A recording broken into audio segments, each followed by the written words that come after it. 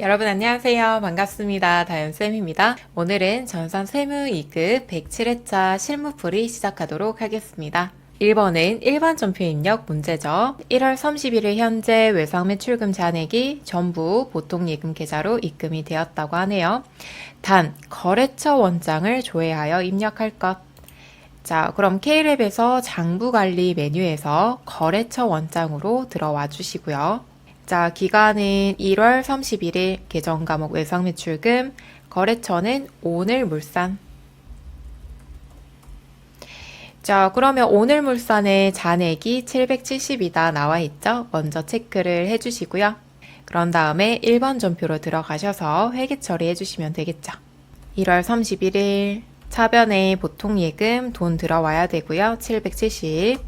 그 다음 대변에 외상 매출금 자산 감소시키면서 거래처 꼭 걸어 주셔야겠죠. 2번 정기추주 총회에서 주식 배당, 현금 배당을 실시하기로 결의하였다. 자, 여기에서 결의하였다라는 게 중요하죠, 여러분. 단 2월 이익잉여금 코드 번호 375번 계정을 사용하시고 현금 배당의 10%를 이익준비금으로 적립한다 라고 나와 있네요. 자, 우선은 결의할 때에는 주주끼리 모여서 주주총회라는 회의를 진행을 하죠. 그러면 우리가 얼마 정도 벌었고 얼마 정도를 주주들한테 배당을 해주겠습니다. 혹은 회사에다가 이만큼을 적립하겠습니다. 라고 회의를 하는 날짜다 라고 봐주시면 돼요. 자, 그리고 현금 배당의 10%를 이익준비금으로 적립한다 라고 나와 있는데요. 이익준비금은 상법에 정해져 있고 현금 배당의 10%를 최소한으로 적립을 해주셔야 돼요. 법적으로 정해져 있다라고 생각해 주시면 되겠습니다. 이유가 있겠죠. 주주들한테 배당을 다 해주고 나면 회사에 남은 돈이 하나도 없을 수가 있겠죠. 그래서 최소한 10%는 회사에다가 적립을 해두자, 쌓아두자라는 취지입니다. 자, 그러면 회계 처리를 바로 해보도록 하겠습니다. 3월 15일 들어가 주시고요. 차변에 2월 이익잉여금 375번으로 자, 금액 다 더하시면 3,200이고요. 대변에 저희가 주식 배당이 있었죠. 주식 배당은 미교부 주식 배당금으로 잡아주셔야 되고요. 금액은 1,000만 원. 자, 그리고 또 대변으로 해주시고 현금 배당은 미지급 배당금, 부채입니다. 부채 증가 2천만 원. 자, 그리고 현금 배당의 10%를 이익 준비금으로 적립하자. 이익 준비금 하고 200만 원 넣어주시면 되겠습니다. 자, 따라서 결의일은요, 우리가 이만큼 배당을 하자 결정을 한 날이고요. 나중에 배당을 지급할 때 분계도 세트로 알고 계셔야 됩니다. 여기다가 적어 볼게요. 자, 만약에 배당금을 이제 지급을 한다. 3월 15일에는 이만큼 주겠습니다. 결의를 했고, 한 몇 달 후에 지급이 이루어지겠죠? 저희가 업무할 시간도 필요하니까. 자, 몇 달 후에 지급을 하겠다라고 하면은 일단 주식 배당은요. 제가 좀 따로 할게요. 주식 배당은 미교부 주식 배당금을 감소시켜 주고요. 자, 그 다음 대변에는 주식으로 나눠주려면 주식을 발행해야겠죠? 주식 발행하면 자본금으로 회계 처리를 하겠죠. 자, 그리고 현금 배당은요, 미지급 배당금, 부채를 감소시켜주고, 그 다음, 현금으로 배당을 할 수도 있고, 보통 예금으로 계좌 이체를 할 수도 있겠죠. 그래서 현금이라고 일단 적어두도록 하겠습니다. 자, 그래서 배당을 결의한 날과 지급한 날의 분계, 어느 게 나올지 모르니까 둘 다 같이 정리를 해주시기를 바랍니다. 자, 3번입니다. 일단은 외상 매출금을 외화로 매출을 했고 23,000달러를 회수와 동시에 즉시 원화로 환가하여 보통 예금 계좌에 입금을 하였다. 저희가 수출을 했나 봐요. 수출하고 달러로 가지고 있다가 받는 즉시 원화로 환전해서 통장에다가 돈을 넣은 거예요. 자, 이렇게 외화가 나오면 저희가 항상 생각해 주셔야 되는 게 있죠. 환율 차이에 의한 손실인지 이익인지를 봐주셔야겠습니다. 자, 우선은 선적일 외상 매출금 인식 시점에 적용 환율 1280원. 저희가 외상으로 매출할 당시에는 1280원이고요. 자, 그러면 장부의 외상 매출금이 23,000달러. 23,000달러 곱하기 1280원으로 장부에 적혀 있겠죠. 자, 두 개를 곱해 보시면 2,944만 원으로 장부에 적혀 있을 거예요. 자, 근데 저희가 환가를 하고 보통 예금에다가 입금이 되었다. 23,000달러인데요. 자, 4월 21일 날 저희가 보통 예금에 받아서 바로 환전을 시켰고요. 1,220원이었죠. 자, 그럼 환율이 지금 60원이 감소했어요. 그만큼 저희가 지금 돈이 덜 들어왔겠죠. 그죠? 자, 그럼 두 개 차이만큼을 외환 차손으로 잡아주시면 되겠습니다. 두 개를 빼면은 138만 원의 차이가 발생해요. 자, 그래서 우리가 외상으로 매출할 당시와 실제로 원화로 환가한 당시의 환율이 다르기 때문에 그 환율에 대한 차이를 외환 차손 혹은 외환 차익으로 잡아주시면 되고요. 그리고 참고로 저희가 결산일에도 환율 평가를 하고 있죠.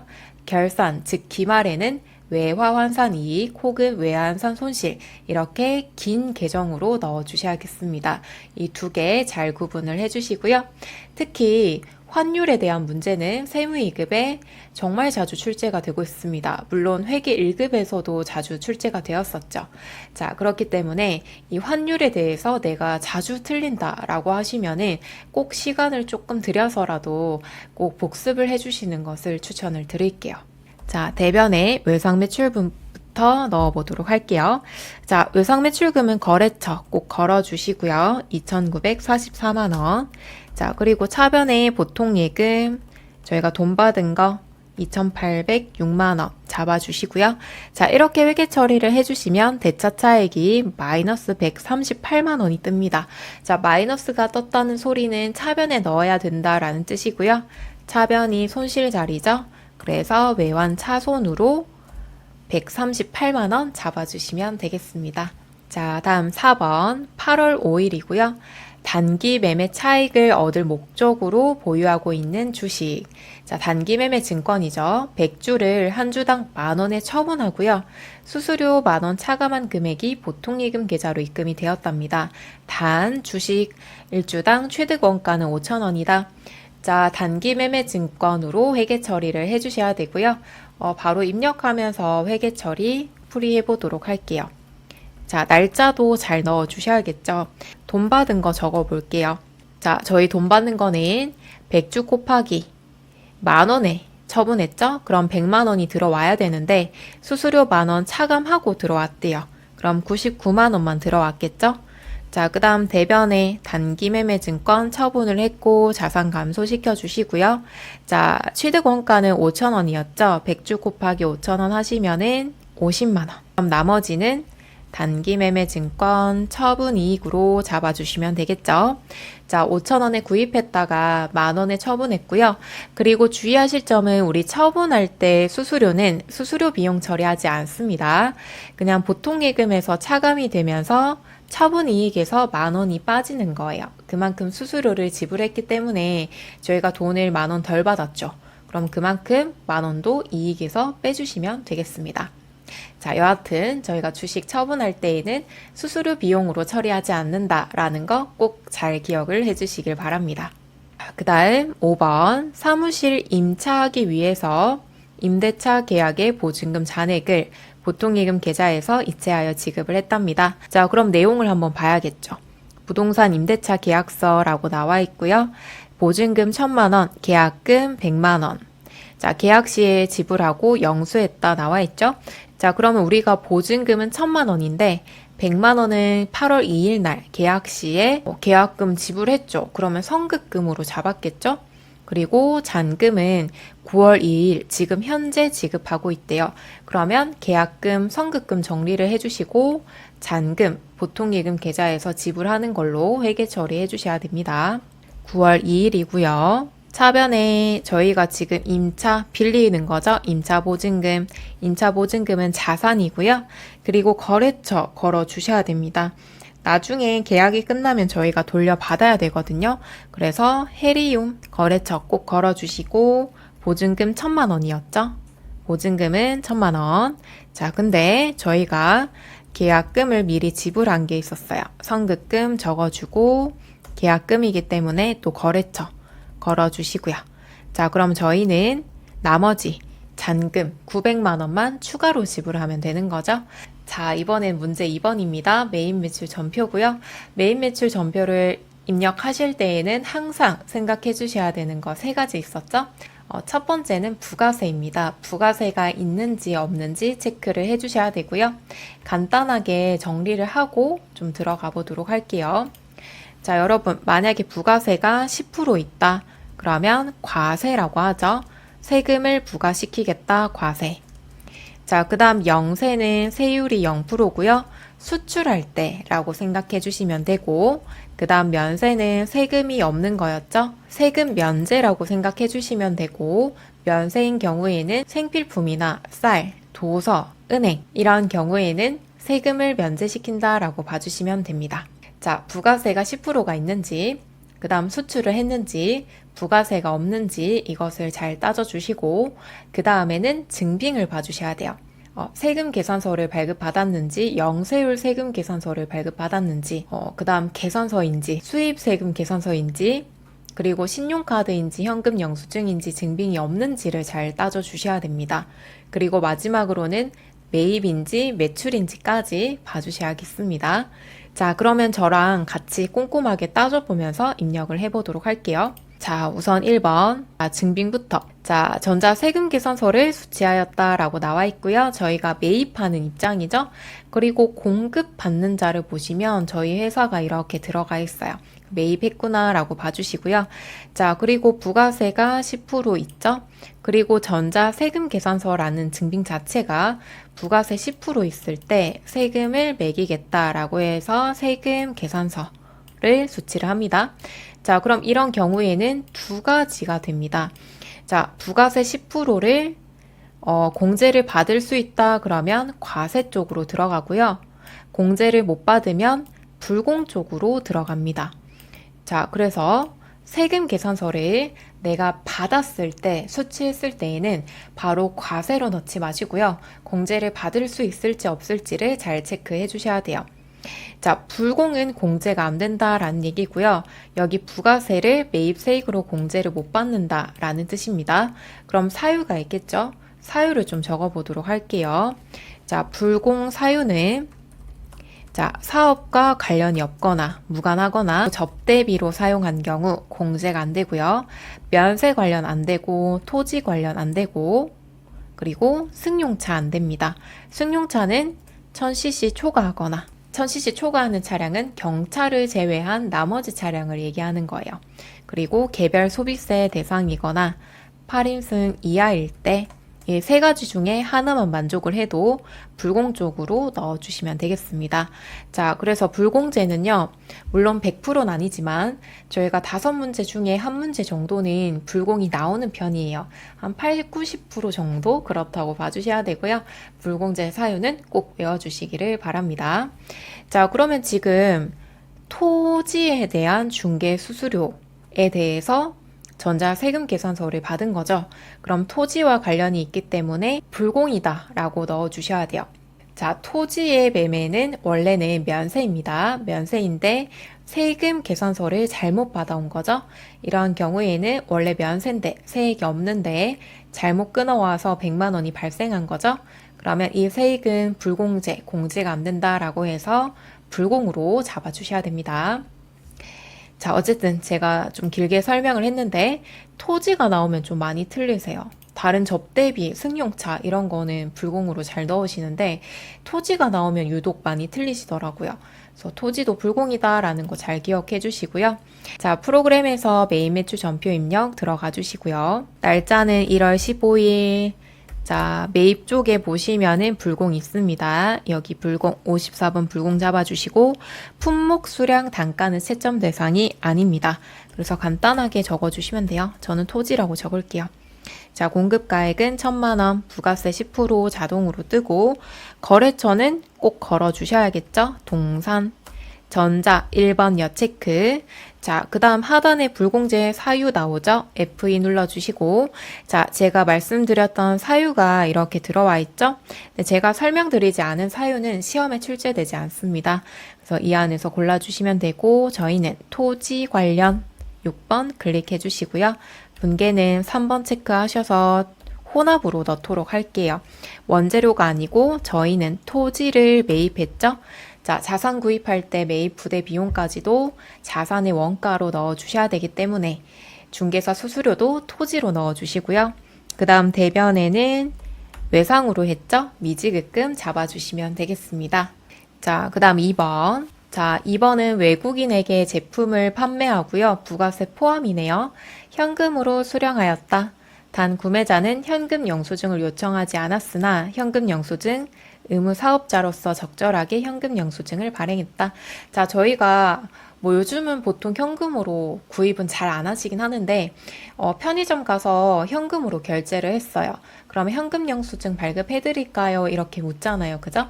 그러면 저는 현금 영수증은 딱히 필요 없습니다. 라고 말을 할 때 현금 영수증을 보통은 발행을 안 하는데 만약에 그 사업자가 현금 영수증을 의무적으로 발급을 해야 된다. 그러면 고객이 필요 없다 하더라도 꼭 발급을 하셔야 돼요.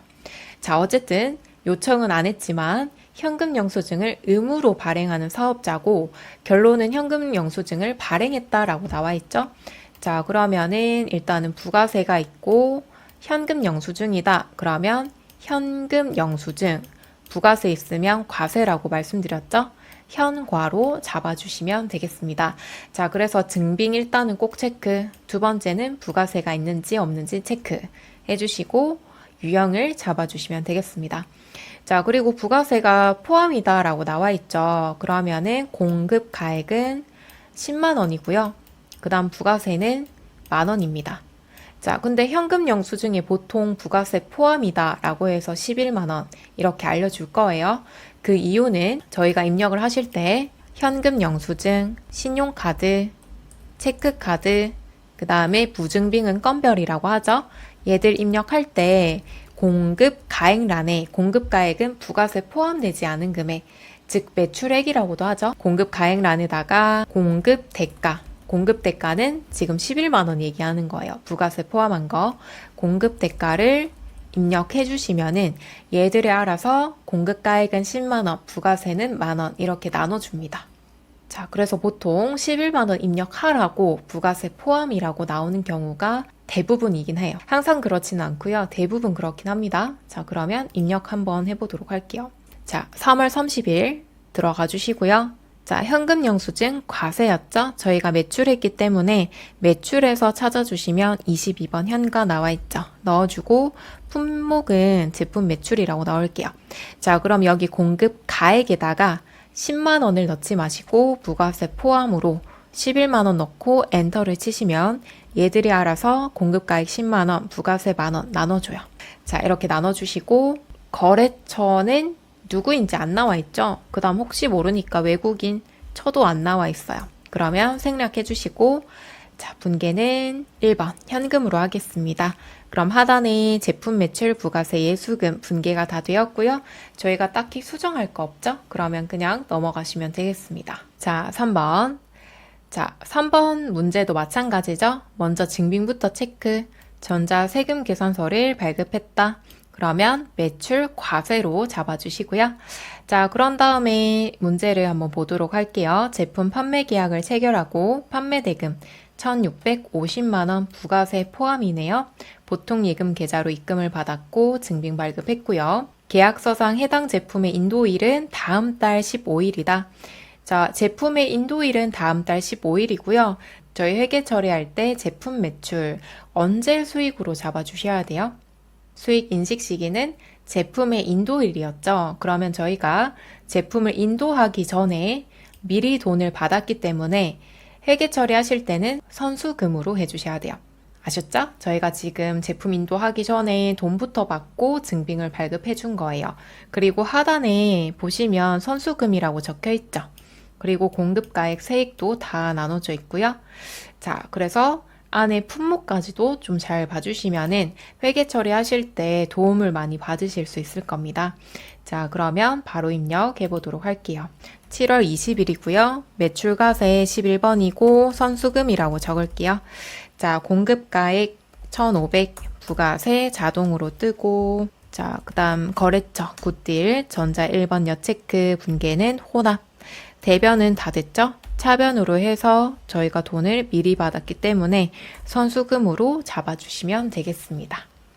자, 4번. 자, 4번은 직수출했다 나와 있죠? 직수출은 다른 증빙이 없습니다. 자, 3개월 후에 받기로 했고 수출 신고 번호 입력은 생략한다. 자, 그러면 얘는 수출 혹은 영세로 입력하셔도 정답입니다. 편한 대로 해주시면 돼요. 저는 16번 수출로 잡아볼게요. 500만 원. 거래처 꼭 적어주시고 몽키. 자, 그 다음 영세율 구분은 1번 아니면 3번 둘 중에 하나로 체크해 주시면 되고 저희는 직접 수출했죠. 1번으로 잡아주고 신고번호 생략. 그 다음에 2번 외상으로 잡아주시면 됩니다. 5번 9월 12일 임대인으로부터 받은 전자세금 계산서고요. 자, 품목별 계정 과목으로 각각 회계 처리를 하시오.